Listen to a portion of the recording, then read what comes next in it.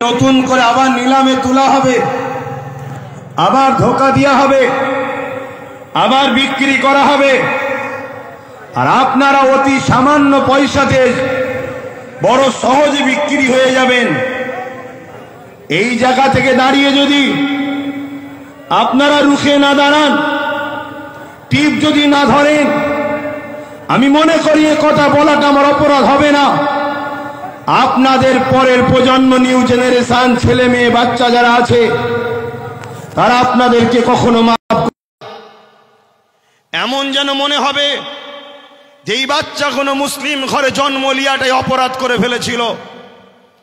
কেন এদের বাপ দাদুরা, এদের মা বোনেরা, এদের আত্মীয়রা তারা সজাগ সচেতন নয় বলে আজকে বারবার আমরা ঠকতে ঠকতে এমন একটা জায়গায় আমাদের বাচ্চাদেরকে পৌঁছাতে যাচ্ছি যেখান থেকে ঘুরে দাঁড়াবার আমাদের বাচ্চাদের কিন্তু আর উপায় থাকবে না। দুনিয়ায় দুমুঠো খেয়ে বাঁচবে কি, তার থেকে বড় বিষয় দুনিয়ায় এক আল্লাহকে মানতে পারবে কি, প্রফেট মুহাম্মদ রসুলকে মেনে চলতে পারবে কি, প্রকাশ্য কলেমা পড়তে পারবে কি, নামাজ মসজিদে পড়তে পারবে কি, মসজিদে হাইয়া আলাস সালাহ হাইয়া আলাল ফালাহ বলতে পারবে কি, কোরআন পড়তে পারবে কি, মুখে দাড়ি মাথায় টুপি দিতে পারবে কি, মা বেটিরা হিজাব পর্দা রাখতে পারবে কি? এই অস্তিত্বের লড়াইয়ে কিন্তু আজ আমরা নেমেছি। তাই প্রথমে আমাদের জানা দরকার এই ওয়াকফটা কি। খুব ভালো করে শোনেন, ওয়াকফ বিষয় যদি আমরা না জানি তাহলে আমাদেরকে বোকা বানাতে খুব সহজ হবে। মনে রাখবেন, ইতিপূর্বে এই দেশে একজন রাজা ছিল যার নাম আকবর। নামটা শুনতে মুসলমান হলো, কিন্তু সে ছিল একটা হতভাগা। কোরআনের বিরুদ্ধে একটা দ্বীন-ই ইলাহি বলে কিতাব বার করেছিল। সে আকবর দেখেছিল আমি সবাইকে বোকা বানাতে পারলো, এই খেটে খাওয়া, এই লেবার শ্রেণী, মাথায় টুপি না থাকতে পারে, পরনায় জুব্বা না থাকতে পারে, মাদ্রাসার চৌকাঠে পা না দিতে পারে, কিন্তু এই মুসলিম সমাজকে কোরআনের বিরুদ্ধে নিয়ে যাওয়া এত সহজ ব্যাপার হবে না। এরা গান যাত্রা ফাংশনে চলে যাচ্ছে, এদের অন্যায়, কিন্তু কোরআনের বিরুদ্ধে হাত উঠলে আমি আকবরেরকে, আমার অস্তিত্বকে মিটিয়ে দিতে এই মুসলমান কিন্তু এক পা পিছপা হবে না। তাই হতভাগা আকবর দ্বীন-ই ইলাহি ঘোষণার আগে বড় প্ল্যান মাফিক কোটি কোটি টাকা দিয়ে মুফতি খরিদ করেছে, মৌলানা খরিদ করেছে, পীর সাহেব খরিদ করেছে, তৎকালীন সময়ে এক শ্রেণীর মানুষ, সবাই নয়, খরিদ করেছে। তাদের দ্বারা দিয়ে মুসলিম সমাজ যখনই অন্যায়ের বিরুদ্ধে দাঁড়াতে যায় তখনই এই সকল ছদ্মবেশী আলেম উলামা, মুফতি, মৌলানা গুলোকে তাদের সামনে দাঁড় করিয়ে দেওয়া হয়। এরা তখন আকবরের পক্ষে বিভিন্ন দলিল খাটিয়ে আকবরের গদি টিকিয়ে বাঁচিয়ে রাখার ষড়যন্ত্র করেছে। কিন্তু এক মুজাহিদ দাঁড়িয়েছিল, হযরতে মুজাদ্দিদ আল পেশানি, তিনি কিন্তু আকবরের বিরুদ্ধে সংগ্রাম করলো এবং তিনার পক্ষে যারা হকপন্থী আলেম উলামা ছিল তিনারাও দাঁড়ালেন। সংখ্যা অল্প হতে পারে, কিন্তু মুজাদ্দিদ আল পেশানি ফতেহ হয়েছিলেন। আকবরের নাম নিশানা মিটে গেছে। আজও পৃথিবীর মানুষ কোটি কোটি আকবরের নাম নিশানা জানে না, তার আস্তানা কোথায়, তার দরগা কোথায়, তার কোথায় সমাধি জানে না, কিন্তু মুজাদ্দিদ আল পেশানির কাছে কোটি কোটি মানুষ আজও ছুটে ছুটে যাচ্ছে। কেন? তিনি হকের পক্ষে ছিলেন। তো মনে রাখবেন, কেন্দ্রে যে সরকার আছে আজকের এই জালিম, অত্যাচারী, স্বৈরাচারী, সংবিধান বিরোধী, দেশ বিরোধী, ভারতবাসী বিরোধী এই যে সরকার, এই সরকারও হয়তো আগামী দিন হাজারো লাখো উলামাদেরকে খরিদ করে নেবে। তারা আপনাদের কাছে আসবে, বুঝাবে না কেন্দ্র সরকার তোমাদের ক্ষতি করছে না। তাই আমি জানাতে চাইছি, ওয়াকাফটা কি আগে জানুন। কয়েকটা পয়েন্ট আপনাদেরকে বলবো, এগুলো একটু ধৈর্য ধরে শুনতে হবে, কেননা 4টে বাজতে 5 মিনিট বাকি, আর হয়তো 10-15 মিনিট বক্তব্য হবে। আপনাদের ধৈর্য আছে তো নাকি? হাত তুলে বলুন, আছে তো নাকি? তবে আমি যারা এই ব্যবস্থা করেছে যদি একটু প্ল্যান মাফিক করত, আমার মনে হয় আজকে বিজয়গঞ্জের বাজারের এই প্রোগ্রামটা একটা ঐতিহাসিক প্রোগ্রাম রূপ নিত। যেভাবে মানুষগুলো চতুর্দিকে ছড়িয়ে আছে, যদি সংগঠিতভাবে প্ল্যান মাফিক বসানো যেত, তাহলে এই প্রোগ্রামের সৌন্দর্য কিন্তু আরো বহিঃপ্রকাশ হতো। তো যাক, আমরা প্রোগ্রাম সুন্দর করে ভোট লুটতে আসিনি আজকে। কথা শুনছেন? আমরা এসেছি আমাদের নিউ জেনারেশন, আমাদের পরের প্রজন্মকে ধ্বংসের মুখে ঠেলে দিয়ে যেতে পারি না। একজন বাপ হিসাবে, একজন ভাই হিসাবে, একজন চাচা হিসাবে, একজন বন্ধু হিসাবে, একজন সন্তান হিসাবে আপনাদেরকে বুঝাতে এসেছি, ওয়াকাফ অফ করা, উৎসর্গ করা, মানুষ তার নিজের ব্যক্তিগত সম্পদকে খুশি করে আল্লাহর রাহে উৎসর্গ করে। এই উৎসর্গ করার অনেক কটা পদ্ধতি আছে। এই উৎসর্গ করা, দান করার অনেক পন্থা আছে। যেমন একটা হলো মৌখিক উৎসর্গ করা, হেবা করা, দান করা মৌখিক, যে আমার এই সম্পদ আমি বিজয়গঞ্জের ওই বাজার মসজিদকে আমি দান করে দিলাম। এই হেবা আজকের দিন পর্যন্ত ইসলাম শরিয়াতেও জায়েজ, এবং আমার দেশের সুপ্রিম কোর্ট পর্যন্ত রায় দিয়েছে মৌখিক হেবা চলবে। কেন্দ্র সরকার এই মৌখিক হেবার সম্পদগুলোকে ঝেড়ে নিবার একটা নতুন ষড়যন্ত্রের বীজ রোপণ করছে। কথা মাথায় ঢুকছে?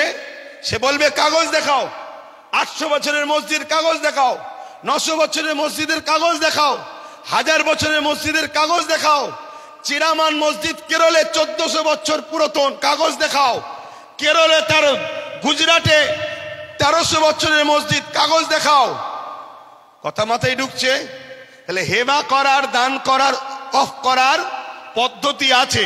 আমার কথা মাইকে বুঝছেন? একটু মন দিয়ে শুনুন ধৈর্য ধরে। ব্যাপারটা না জানলে আপনাদের ইন্টারেস্ট আসবে না। আর ব্যাপার যদি জেনে যায়, আমার বিশ্বাস আমার কেন্দ্র সরকার যাকে গুরু বলে মানে, আমেরিকার ডোনাল্ড ট্রাম্পকেও নিয়ে এলো, ভারতের ইতিহাসে ওয়াকাফকে নিতে পারবে না, এটা চ্যালেঞ্জ দিয়ে যাচ্ছি আমি আপনাদের কাছে।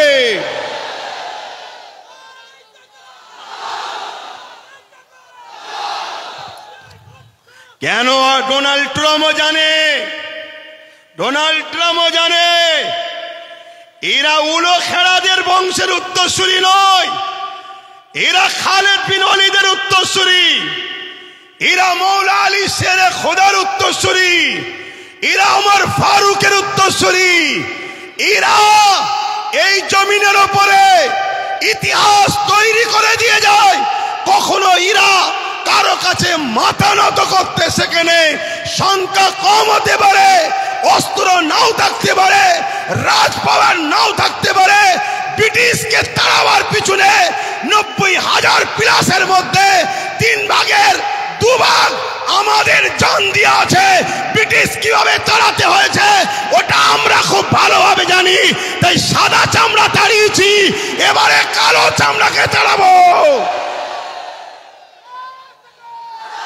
কিন্তু আমাদের ঘরে জানতে হবে ওয়াকাফটা কি, এটা জানতে হবে। এই ওয়াকাফ হাজার হাজার বছর ধরে চলে আসছে। শুনুন একটু ভাই, আমি বুঝাতে চাইছি। আর যদি বলেন যে না 2-4 কথা বলে দিয়ে ছেড়ে দেন, তো ছেড়ে দিচ্ছি, তাহলে একটু বুঝুন। আমাদের হাজার হাজার বছরের পূর্বপুরুষরা মুসলিম সমাজের বিকাশের জন্য, মুসলিম জাতির উন্নতির জন্য তারা তাদের মেহনতের উপার্জনের অর্থ সম্পদকে আল্লাহর রাহে দান করেছে। সেই সম্পদ টোটাল ভারতবর্ষে অনেক খাতা কলমে পাওয়া গেছে 27 লক্ষ বিঘে সম্পদ। কত? 27 লক্ষ বিঘে সম্পদ, কম বেশি। এই সম্পদ কি কাজে লাগবে? জিনেরা দান করেছে মসজিদ, মাদ্রাসা, ঈদগাহ, খানকা, কবরস্থান, এক কথায় মুসলিম জাতির কল্যাণ। এটা কোনো অন্য কোনো সম্পদ নয়, এটা সম্পূর্ণ ধর্মীয় ও ব্যক্তিগত সম্পদ। ইসলামে যেমন নামাজ একটা পার্ট, রোজা একটা পার্ট, হজ একটা পার্ট, যাকাত একটা পার্ট, ঠিক তেমন ইসলামেরই একটা পার্ট মানুষের সেবায় দান করা। এইটা দান করেছে। এই সম্পদ দীর্ঘ বছর ধরে চলে আসছে। এই সম্পদকে ঠিকভাবে নিয়ন্ত্রণ করার জন্য, এই সম্পদকে হেফাজতে রাখার জন্য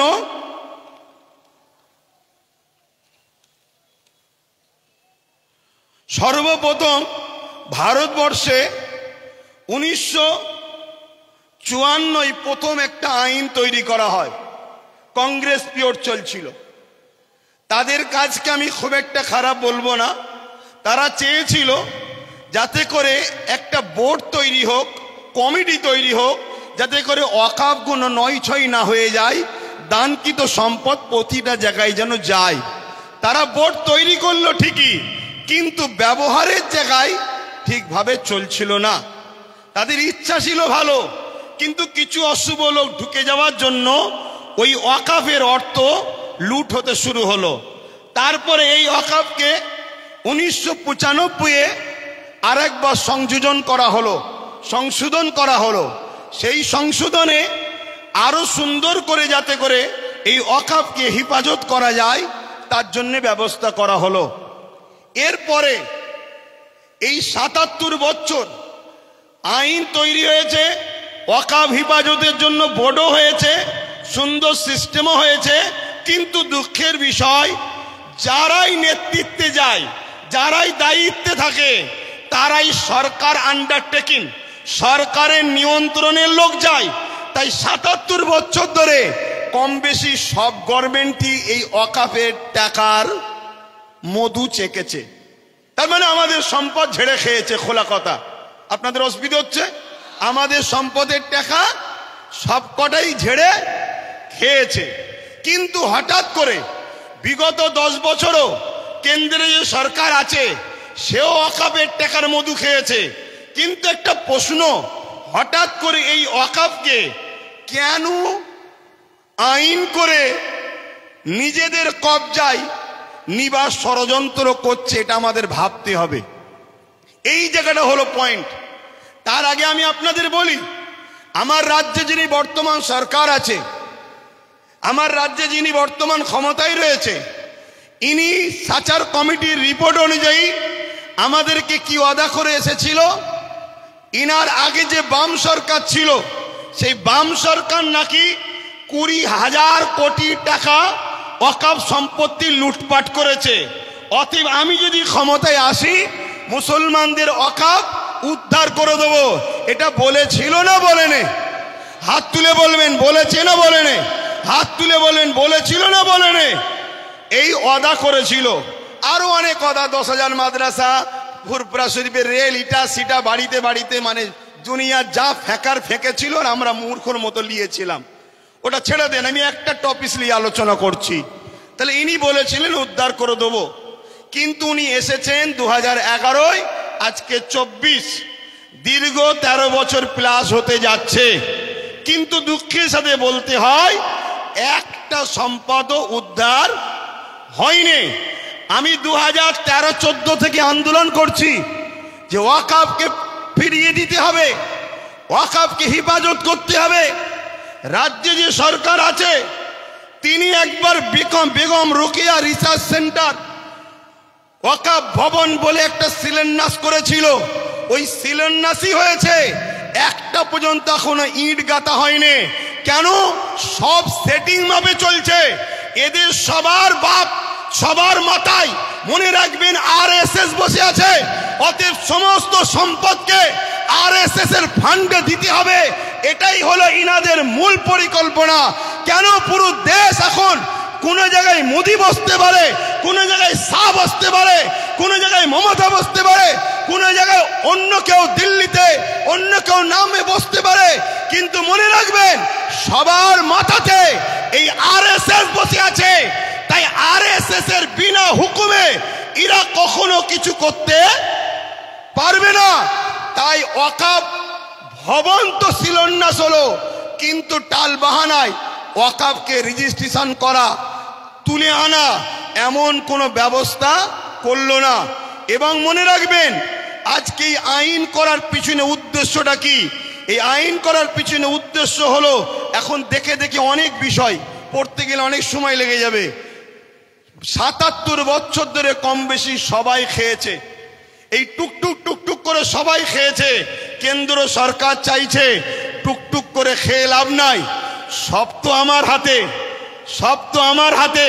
প্রধানমন্ত্রী আমার, স্বরাষ্ট্রমন্ত্রী আমার, সব আমার। কোর্টকে আইন অবশ্যই সম্মানের, কিন্তু কোর্টের মধ্যে অনেক জজও আমার, লয়ারও আমার। প্রেসার দিয়ে অনেক কিছু করে নেব। তার প্রমাণ হলো ১.৫ ঘন্টার মধ্যে সাম্বালের মসজিদের জন্য আদেশ চাইল, সঙ্গে সঙ্গে দিয়ে দিল। অথচ আমার কলিকাতার সেই বোনটা কোথায়? আরজি করেন কোথায়? আরজি করেন। আজকে সেই বোন ইনসাফ পেল না। ১.৫ ঘন্টার মধ্যে মসজিদের তলায় কি আছে খোঁড়ার জন্য রায় পেয়ে যায়। এটা কি সেটিং ছাড়া অন্য কিছু হতে পারে? এটা সেটিং ছাড়া অন্য কিছু হতে পারে?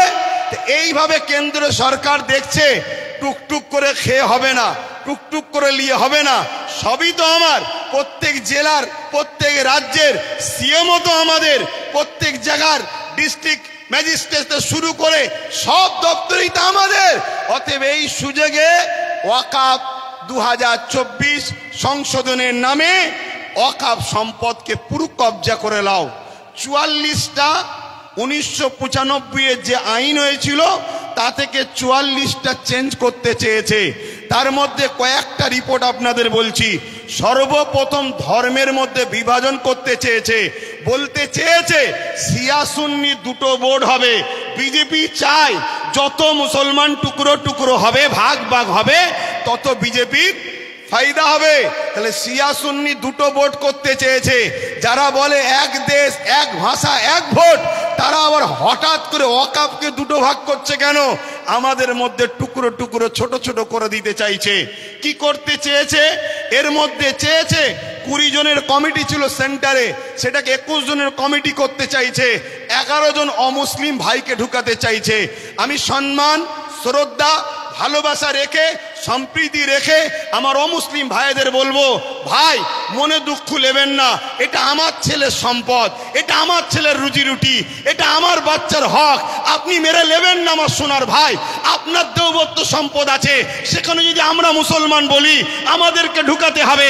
খ্রিস্টান ভাইদের সম্পদ আছে, আমরা মুসলমান যদি বলি সেকুলারের নামে ধর্মনিরপেক্ষ দেশ আমাদেরকে ঢুকাতে হবে। এটা অন্যায় হবে। কেন? দেওবত্ত সম্পত্তি হিন্দু ভাইদের, তাদের বাচ্চাদের অধিকার, তাদের ধর্মীয় অধিকার, তাদের সংস্কৃতি অধিকার, সেখানে যেমন আমার যাওয়াটা উচিত হবে না। তাই আমার অমুসলিম ভাইদেরকে বলবো, কেন্দ্র সরকার আজকে আমার বাচ্চার রুটি কাটতে চাইছে, আমার মসজিদের আজান বন্ধ করতে চাইছে, আমার ধর্মীয় কালচারকে মিটাতে চাইছে। তাই খারাপ নেবেন না, আমাকে কমনাল মনে করবেন না। আমি সত্য কথা বলছি, আমার অধিকার কেন্দ্র সরকার মেরে নিতে চাইছে। তাই ২১ জন কমিটির মধ্যে ১১ জন অমুসলিমকে ঢুকাবে। তাহলে সংখ্যা গুরু অমুসলিম হয়ে গেল। যে কোনো সময় বাকি ১০ জনকে ল্যাং মেরে বাদ দিয়ে দেবে। তাহলে ওয়াকফের মধ্যে আমাদের আর কেউ রইল? জোরে বলেন। কেরলের ১৪ বছরের মসজিদ নিলাম করে কর্পোরেশনদের হাতে তুলে দিতে অসুবিধে হবে। গুজরাটের ১৩ বছরের মসজিদ ভেঙে ওটাকে ওয়াকফ কর্পোরেশনদের হাতে, আদানি আম্বানির হাতে তুলে দিতে অসুবিধে হবে। এভাবে স্বাধীনতার আগে যত ঐতিহাসিক মসজিদ মাদ্রাসা আছে, কবরস্থান আছে, সবগুলোকে মিটিয়ে দিতে চাইছে। কেন মিটাতে চাইছে? এটা প্রশ্ন তো। এক তো লোভ, অর্থ, টাকা, আমাদের উপরে হিংসা, এগুলো তো ইত্যাদি। কিন্তু বাস্তবটা শুনুন, বাস্তব বলে এটাই, এনআরসি এনপিআর করে মুসলমানদের ঘরে বিদেশি বলে তাড়াবার চেষ্টা করেছিল। আফগানিস্তান, পাকিস্তান, বাংলাদেশ বিভিন্ন রাজ্য থেকে অমুসলিম ভাইরা এলে তারা নাগরিকত্ব পাবে, মুসলমানরা পাবে না, এই বলে বিভাজন করতে চেয়েছিল। সেই জায়গায় আমি বলেছিলাম অবশ্যই দিন কোনো আপত্তি নাই, কেন আমি বুক ঠুকে জানি বাংলাদেশ থেকে কোনো মুসলমান ভারতে আসেনি, পাকিস্তান থেকে কোনো মুসলমান ভারতে আসেনি, আফগান থেকে কোনো মুসলমান ভারতে আসেনি। তাই আমাদের নাগরিকত্ব দিবার প্রয়োজন নয়। আমরা ছিলাম, আমরা আছি, আমরা যে এখানকার প্রমাণ দেবো কি করে? ওই যে কেরলের 14 বছরের 1400 বছরের মসজিদ বলে দিচ্ছে 1400 বছর ধরে ভারতে মুসলমান ছিল, আজান ছিল, একামত ছিল, নামাজ ছিল। ওই যে গুজরাটের 1300 বছরের মসজিদ বলে দিচ্ছে ভারতবর্ষে মুসলমান ছিল 1300 বছর ধরে, আজান ছিল, নামাজ ছিল। তাই ঐতিহাসিক মসজিদগুলোকে বিরান করে কবরগুলোকে মিটিয়ে দিয়ে এরা সমাজকে দেখাতে চাইছে মুসলমান এদেশে নতুন করে এসেছে, তবে তো এনআরপি করে এনআরসি করে আমাদের তাড়াতে সুবিধা হবে। কথা বুঝছেন না, বোঝেন না? তাহলে একদিকে যেমন এটা আমার ধর্মকে মিটাবার ষড়যন্ত্র, অপর দিকের পিছনে পুরো ভারতের মুসলমানদের ঘরে নাগরিকহীন করে এদেরকে গণহত্যা করার একটা ষড়যন্ত্র চলছে। মনে রাখবেন, এই জায়গায় আমাদেরকে জীবনের শেষ নিঃশ্বাস দিয়ে হলেও আমাদের ওয়াকফ, আমাদের মসজিদ, আমাদের মাদ্রাসা, আমাদের কবরস্থান, আমাদের ঐতিহ্য আমাদেরকে বাঁচাবার জন্য সংগ্রাম করে যেতে হবে। এতে আপনারা তৈরি আছেন না নাই বলুন? তৈরি আছেন তো নাকি? আর মনে রাখবেন, কেন্দ্রে আজকে যে সরকার আছে কাল বেটা মরে যাবে, অন্যজন আসবে, পরশুদিন আবার কেউ চলে যাবে, অন্যজন আসবে। কত সরকার এসেছে, কত সরকার চলে গেছে, কত রাজ্য এসেছে, কত চলে গেছে। কিন্তু মনে রাখবেন, এ দেশের একটা সংবিধান আছে, এই সংবিধান আমাদের ছিল, আছে, থাকবে। সংবিধান বলছে 1947-এ সংবিধান জানিয়ে দিয়েছে ভারতবর্ষের যেটা মন্দির, মন্দির থাকবে, যেটা মসজিদ, মসজিদ থাকবে, যেটা গুরুদুয়ার, গুরুদুয়ার থাকবে, যেটা চার্চ, চার্চ থাকবে, যেটা সনাতন ভাইদের যা যেটা যেটা ছিল 1947 থেকে ওটাকে আর চেঞ্জ করা যাবে না, ওটা ওরকমই থাকবে। তাই এই আইনকে সামনে রেখে আমি বলতে বাধ্য হচ্ছি, কেন্দ্র সরকার শুধু ইসলাম মসজিদ মাদ্রাসার বিরুদ্ধে নয়, কেন্দ্র সরকার আমার দেশের সংবিধানের বিরোধী লেগেছে। অতএব সংবিধান আগে না কেন্দ্র সরকার আগে? জোরে বলেন, জোরে বলেন। তা সংবিধানকে বাঁচাবার স্বার্থে কেন্দ্র সরকারের বিরুদ্ধে আমাদেরকে বুকে তাজা খুন দিয়ে হলো লড়াই করতে কারা পারবেন? উঠে দাঁড়ান, উঠে দাঁড়ান। লড়াই করতে পারবেন আপনারা? লড়াই করতে পারবেন? লড়াই করতে পারবেন? তাহলে আজ থেকে অঙ্গীকার নেন, কেন্দ্র সরকারের পক্ষে কারো কথা এই বাংলার বুকে আমরা হতে দেব না। এতে আপনারা রাজি আছেন না নয়? রাজি আছেন না নয়? কেন? আমার দেশের সংবিধান, আমার দেশের সংবিধান আমাদের কাছে আগে। আমার দেশের সংবিধানকে যে বুড়াগুল তুলবে, আমার দেশের সংবিধানের বিরুদ্ধে যে কথা বলবে, আমার দেশের সংবিধানকে যে মিটাতে চাইবে, আমরা তাকে মূল গোড়া থেকে মিটিয়ে দেওয়া রাজি আছে। কেন? অনেক কষ্ট করে, অনেক কষ্ট করে এদের স্বাধীন হয়েছে। হাজারো মুসলমান, হাজারো হিন্দু, হাজারো আদিবাসী, হাজারো দলিত, হাজারো শিখ, পাঞ্জাবিদের রক্তের বিনিময়ে এদেশ স্বাধীন হয়েছে। অতএব সেই দেশের সংবিধানকে নিয়ে আজকে তুমি হতে পারো প্রাইম মিনিস্টার, কিন্তু তোমার অধিকার নয় আমার দেশের সংবিধানের উপরে হাত দিতে পারে। ঠিক না বেটি? এখানে আর একটা ছোট্ট কথা বলবো। আজ গাড়ি বুঝাই করে করে সুলতানে হিন্দের দরবারে যান আপনারা। কি গো, জানতো নাকি? ছোট করে দেবো, টাইম কি হচ্ছে? শোনেন, অসুবিধা হচ্ছে আপনাদের। আমি আন্দোলনে নামিনি, নেমেছি যখন এর 7 শেষ দেখে ছাড়বো। কিন্তু আপনারা আছেন ধরো ওই ভিড়েতে চোরও ঢুকে যে বলছে চোর ধরো চোর ধরো চোর ধরো। শুনছেন না শোনেন নে? আমরা কতটা নসিব ফাটা দেখুন, আমাদের নিজেদের কর্মের জন্য আমাদের সংখ্যালঘু মন্ত্রীকে যে কিনা মুসলিম নয়, শুনছেন তো নাকি? আমাদের অকাউলিয়ে বিরোধী দল হয়ে নেতা হয়ে চিল্লাবে কে? যে কিনা মুসলমান নয়। আজকে বুকে হাত দিয়ে বলুন আব্বাস সিদ্দিকীকে আজকে মনে পড়ছে না পড়েনি? আজকে বলুন। আমি বলেছিলাম চেয়ারের একটা পায়া দরকার, মনে পড়ছে? বলেছিলাম মনে পড়ছে? আজকে বলুন টোটাল ভারতবর্ষে যদি বা বাংলা থেকে যদি 2-5টা নওশাদ সিদ্দিকীর মতো যদি সেন্টারে পাঠানো যেত তাহলে বিল করার সাথে সাথে চেয়ার ছুঁড়ে মারতো। এখান থেকে সংবিধানের বিরুদ্ধে কথা বলছিস? কিন্তু আজ আমরা লোভে পড়ে গেলাম বা জালিমদের লুটারতে আমরা হেরে গেলাম। কিন্তু মনে রাখবেন এই লড়াই অনেক দিন কালের। আগামী দিন অস্তিত্ব বাঁচাবার জন্য যেমন আমাদেরকে রাজপথে সংবিধানের অধিকার নিয়ে লড়াই করতে হবে, ঠিক তেমনি সংবিধানের অধিকার নিয়ে নিজেদেরকে বাঁচার জন্য, নিজেদের অকাপ বাঁচাবার জন্য একটা চেয়ারের পায়ারও দরকার আছে না নাই? জনগণ আছে না নাই? মনে রাখবেন তাই আমাদের ঘরে এখানেও দরকার, ওখানেও পাঠাতে হবে। যখনই সংবিধান বিরোধী কিছু কথা হবে তখনই তারা লড়বে। আজকে বলুন আব্বাস সিদ্দিকী ভুল করেছিল। এই গত দুদিন আগে পার্লামেন্টে আমার পশ্চিম বাংলার বিধানসভায় ওয়াকফ নিয়ে আলোচনা হচ্ছিল। বড় বড় দাঁড়িয়ে রাখা মৌলী সাহেব কলকাতায় দাঁড়িয়ে বড় বড় ফুটানি দিচ্ছিল, ওর মধ্যে ঢুকে একটা ওয়াকফের পক্ষে কথা বলেনি, একটাও কথা বলেনি। আমি আপনাকে রিপোর্ট বলে যাচ্ছি, কেন? ও যদি কথা বলে পরের বারে টিকিট পাবে না, তাহলে এইরকম যদি মুনাফিক মুসলমান আমাদের মাথায় বসে থাকে তাহলে আমাদেরকে লুটবে না তো কাদেরকে লুটবে? তাহলে এর জন্য আমাদের দোষ আছে না নাই?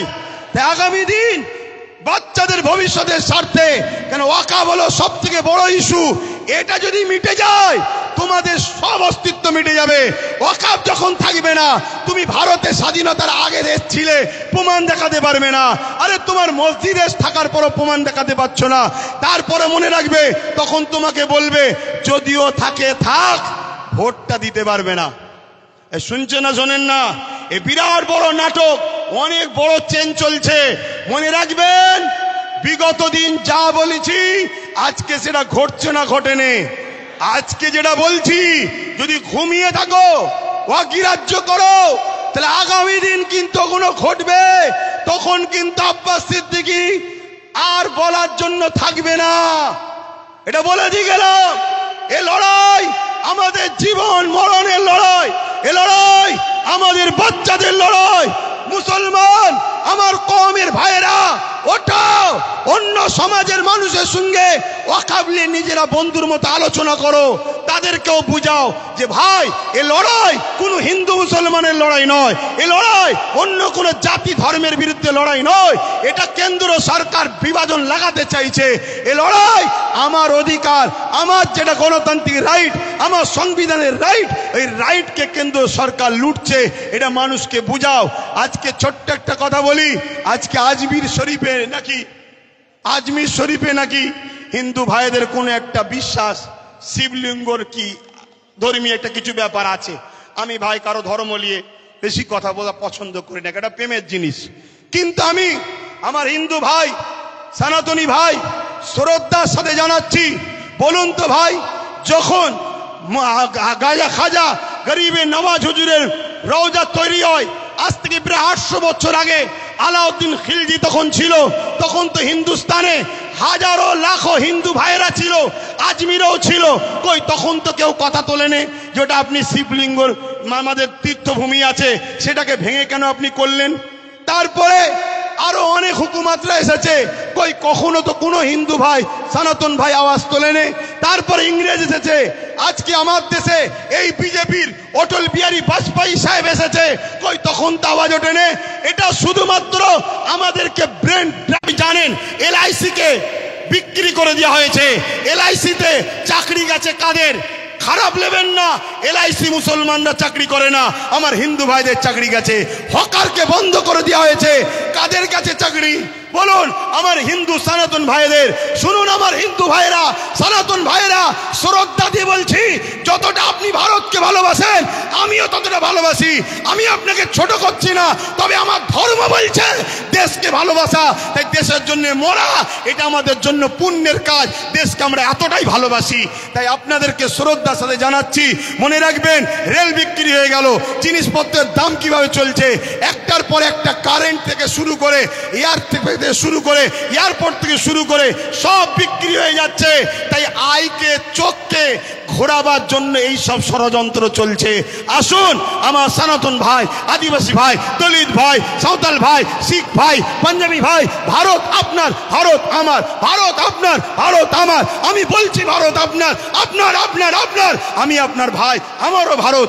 আসুন মিলেমিশে যেভাবে ব্রিটিশের কালো থাবা থেকে আমার দেশকে আজাদ করেছি, এই সকল অশুভ যারা দেশকে লুটছে এদের হাত থেকে আমরা দেশকে আবার নতুন করে ফিরিয়ে সুন্দর করে সাজাবার জন্য কাঁধে কাঁধ মিলিয়ে চলি। মনে রাখবেন আমার সনাতন ভাই, আদিবাসী ভাই, দলিত ভাই, সাঁওতাল ভাই, ভারতবর্ষ হলো একটা গাছ, একটা গাছ, একটা বট গাছ বলেন আর যে কোনো গাছ বলেন, একটা শক্তিশালী বড় গাছ।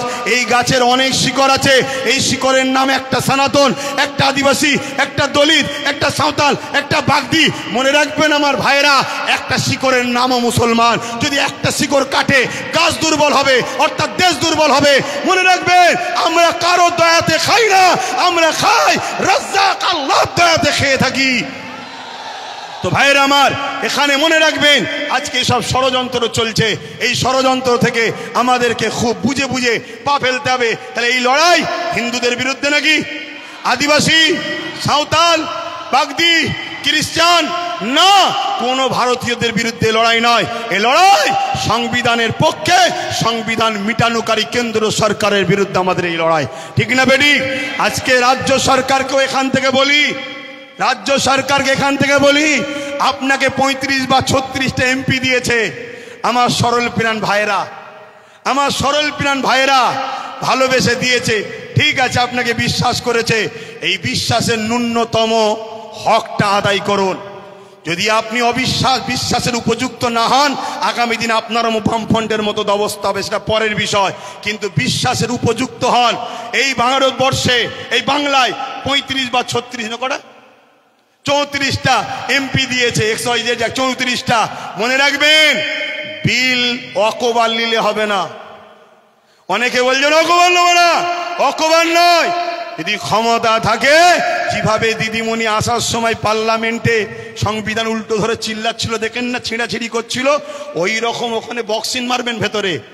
কথা বুঝছেন না, বোঝেন না? শেষবার চান্স দিচ্ছি, শেষবার চান্স দিচ্ছি। এই লড়াই সংবিধানকে বাঁচাবার লড়াই, শুধু মুসলমানদের লড়াই নয়, সংবিধানকে বাঁচাবার লড়াই। আপনি সংবিধানের স্বার্থে করেন, আমাদের ভালো যদি নাও চান, কমসে কম সংবিধানকে তো ভালোবাসেন, সংবিধানের স্বার্থে করেন। আরেকটা কথা রাজ্য সরকারকে বলে যায়, সেটা হলো এটাই, আপনার অনেক আইবি লোক আছে, পুলিশ বন্ধুরা রয়েছে, খবর আপনাদের কাছে চলে যাবে ঠিকই। শ্রদ্ধার সাথে বলছি, যে ওয়াদা করেছিলেন ওয়াকাফ ফিরিয়ে দাও, ফিরিয়ে দেব, এই ওয়াকাফকে ইমিডিয়েটলি ফিরিয়ে দেন। ওয়াকাফকে যারা দখল করেছে দখল মুক্ত করেন।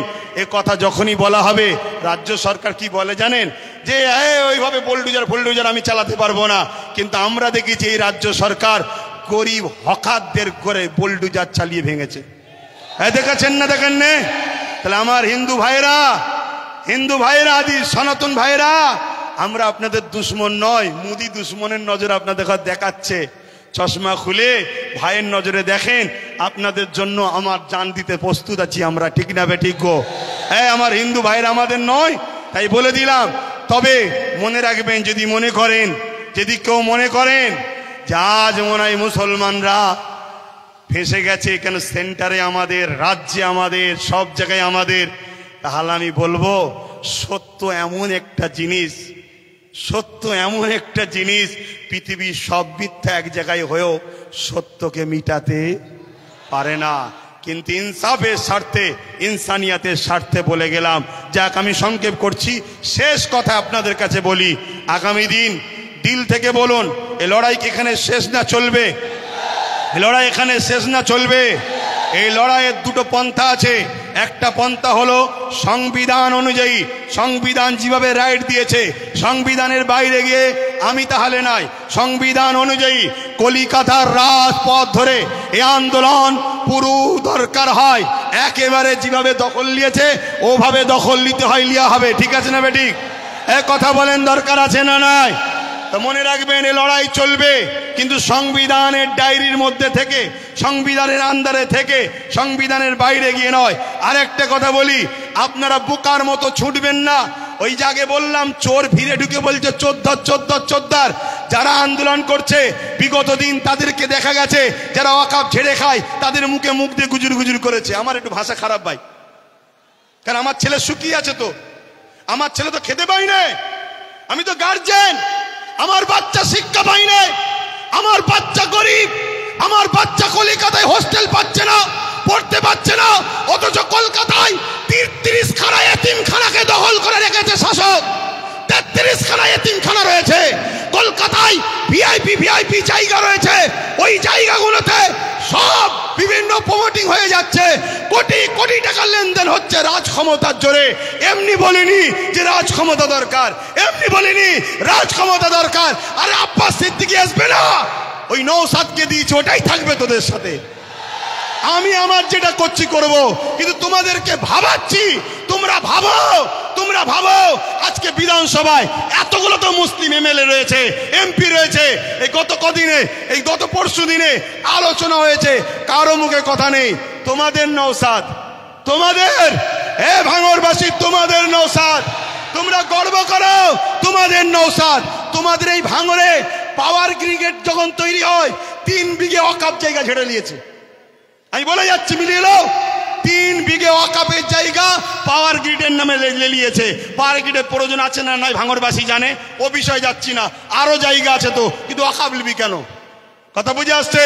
আমি একটা ছোট্ট কথা বলবো।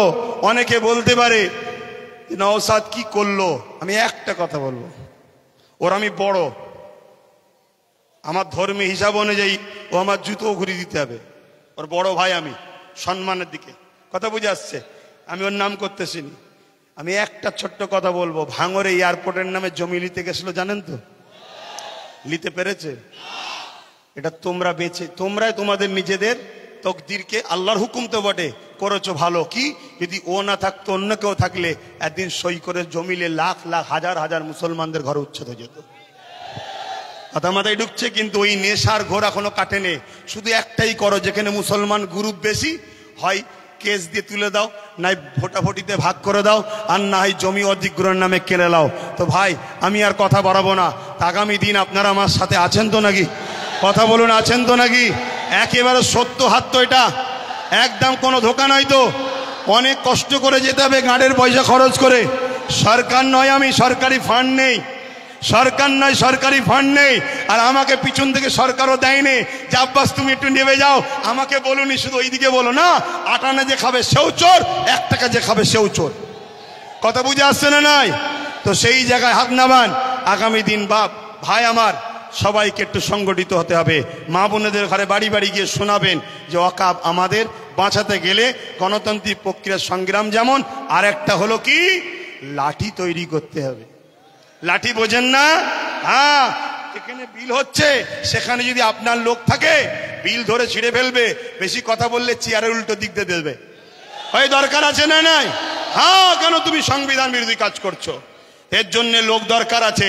আর এই ত্যাগ স্বীকার করতে আপনাদের ঘরে একটা জিনিস করতে হবে, কি? নিজেদের মধ্যে আমি বড় হব, আমি বড় হব, আমি বড় হবে স্বপ্ন ছাড়তে হবে। নিজের বাচ্চার ভবিষ্যতের জন্য আসো, সবকিছু কুরবান করো। লোভ লালসা কুরবান করো, চিটিংবাজি ধোকাবাজি কুরবান করো। 2-4টে গাদ্দারি করেছে বলে চিন্তা করনি। মনে রাখবে, ও গাদ্দারদের নিয়ে চিন্তা করার দরকার নেই। আল্লাহ যেটা করে ভালোর জন্য করে, পচা ঝাঁজ বেরিয়ে যায় ভালো, কারো জন্য কোনো কিছু আটকায় না। তো যাক, কেন্দ্র সরকারের বিরুদ্ধে আমাদের এই সংগ্রাম আজ থেকে শুরু হলো 6 ডিসেম্বর, আগামী দিন চলতে থাকবে। শেষ কথা আবার বলি, বাবরি মসজিদ ইনশাল্লাহ, বাবরি মসজিদ ইনশাল্লাহ, বাবরি মসজিদ ইনশাল্লাহ। বাবরি মসজিদ ইনশাল্লাহ। হাত লম্বা করে তুলে বলুন হবে ইনশাল্লাহ, ইনশাল্লাহ। নারে দিবে, আরো দিল খুলে নারে দিবে, নারে দিবে। লব্বাইক ইয়া রাসূলুল্লাহ, লব্বাইক ইয়া রাসূলুল্লাহ। ভারতবর্ষ, ভারতবর্ষ, ভারতবাসীর ঐক্য, ভারতবাসীর ঐক্য, ভারতবর্ষের সংবিধান নারে দিবেন। পুলিশ বন্ধুদের সঙ্গে আমাদের কোনো রাগ নেই, তারা আমাদের বন্ধু, তারা আমাদের বন্ধু। কিন্তু অশুভ লোকের হাতে ক্ষমতা চলে যাওয়ার জন্য পুলিশ বন্ধুরা বাধ্য হয় পরিবার, চাকরি, নিজের জানের হেফাজতের জন্য আমাদের উপরে লাঠিচার্জ করতে বাধ্য হয়। কথা বুঝে আসছে? তারা আমাদের বন্ধু, তারা কখনো চায় না, তারও তো ঘরে মা বোন বউ বাচ্চা আছে, তারাও তো একটা বদদুয়ার কথা মনে করে যে হাই লেগে গেলে, বদদুয়া লেগে গেলে শেষ হয়ে যাবে, আমার ছেলের ক্যান্সার হয়ে গেলে কি হবে। তাই তারা জুলুম করতে চায় না, কিন্তু বদমাইশ লোকের হাতে ক্ষমতা চলে যাওয়ার জন্য বদমাইশি করছে। কথা বুঝে আসছে? তো যাক, চিন্তা করার কিছু নেই। আমি এখানে সংক্ষেপ করছি, আস্তে আস্তে ঘরে যাবেন, আস্তে আস্তে ঘরে যাবেন। মনে রাখবেন, এ দেশ আমাদের ছিল, আছে, থাকবে। সংবিধান ছিল, আছে, থাকবে। সরকার আছে, পড়ে যাবে। কেন্দ্র সরকার যেটা করছে অন্যায় করছে। আসুন ছোট করে একটু দোয়া, আল্লাহুম্মা আমিন, আল্লাহুম্মা আমিন। আয় আল্লাহ, হাবিবের খাতির রহমত করে, দয়া করে আমাদের এই চেষ্টাকে আপনি কবুল করেন। আমরা ভুল করেছি আল্লাহ, বারবার সেকুলার নামে ভণ্ডগুলোকে বিশ্বাস করে, মেহনত করে তাদের জন্য লড়াই করেছি, ভাই ভাই খুনোখুনি করেছি, মারপিট করেছি। আজকে সেই সেকুলার গুলো সব ডুব মেরেছে। আর কেন্দ্রের জালিম সরকার মসজিদ, মাদ্রাসা, দিন ইসলামের ওয়াকাফের উপরে হাত দিয়েছে। মালিক, আপনার কাছে দোয়া চাই, ফেরাউন যেভাবে মিটেছে এদেরকেও মিটাবেন, নমরুদ যেভাবে মিটেছে এদেরকেও মিটাবেন, সাদ্দাত যেভাবে মিটেছে এদেরকেও মিটাবেন। মালিক, আমার দেশকে এই জালিমদের হাত থেকে হেফাজত করুন। আমার দেশের সেনাবাহিনী, পুলিশ বাহিনী, বিএসএফ বাহিনী যারা সংবিধানকে নিয়ে চলে, তাদেরকে সুস্থ জীবন দিন, তাদেরকে পরিবার, বাচ্চাদেরকে হাসি খুশিতে রাখেন। আমার দেশের সনাতনী, হিন্দু, জৈন, খ্রিস্টান, শিখ, পাঞ্জাবি, বৌদ্ধ, সমস্ত ধর্ম, বর্ণের, ভাষার মানুষ সবার মধ্যে মানব বন্ধন দিন, সবাইকে মিলেমিশে রাখেন। এ তামাম কায়নাতের সৃষ্টিকর্তা আল্লাহ, জানি আপনি আমাদেরকে পরীক্ষা নিতে শুরু করেছেন যে তোরা আমাকে কত ভালোবাসিস দেখবো। আল্লাহ, আপনার পরীক্ষায় যেন আমরা নিজেদের জানকে দিয়ে হলেও এই জালিমের গদিকে তুলতে পারি, এই ক্ষমতা আপনি আমাদেরকে দেবেন আল্লাহ। আয় আল্লাহ, আপনি আমাদেরকে পরীক্ষা নিচ্ছেন, পাশাপাশি আপনার কাছে ভিক্ষা চাই, আপনি আমাদেরকে আরও কামিয়াবি দেন। এখান থেকে দোয়া আছে আমার ছোট ভাইকেও আপনি কামিয়াবি দেন। আরও যারা ন্যায় পরায়ণ সত্যের সাথে কাজ করছে তাদেরকেও কামিয়াবি দেন। মালিক, ধোকাবাজ, চিটিংবাজ, প্রতারণাকারী, ছদ্মবেশী, মুনাফিক মুসলমানদের থেকেও আমাদেরকে সতর্ক থাকার তৌফিক দেন। আমার রাজ্যকে সুন্দর রাখুন, ভালো রাখুন, নিরাপদে রাখুন। প্রশাসন বন্ধুদেরকে আল্লাহ তাদেরকেও সুন্দর জীবন দেন। তাদের উপরে অনেক চাপ, প্রেশার, তারপরেও দোয়া চাই মালিক, তাদের পক্ষ থেকে যারা নিরপেক্ষভাবে কাজ করে তাদেরকে ভালো রাখবেন। আর যদি কেউ গায়ের জোর, পাওয়ারের জোর দেখায় মালিক, তার বিচারও আপনার কাছে দিলাম মালিক, আপনি তাদের বিচার করবেন। এই সাধারণ মানুষকে আপনি হেফাজত করবেন। এই সংগঠনের ছেলেদের প্রচেষ্টাকে কবুল করুন। আমিন। লা ইলাহা ইল্লাল্লাহ মুহাম্মদ রাসূলুল্লাহ। আসসালামু আলাইকুম।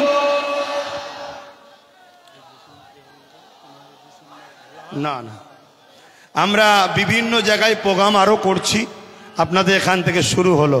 তো যাক, আস্তে আস্তে যাবেন, আস্তে আস্তে যাবেন। যেদিন আমি কলিকাতায় ডাকবো, খবর পেলে একটু সময় দিতে হবে। আশা রাখছি, আশা রাখছি। আস্তে আস্তে যান, আস্তে আস্তে যান। আসসালামু আলাইকুম।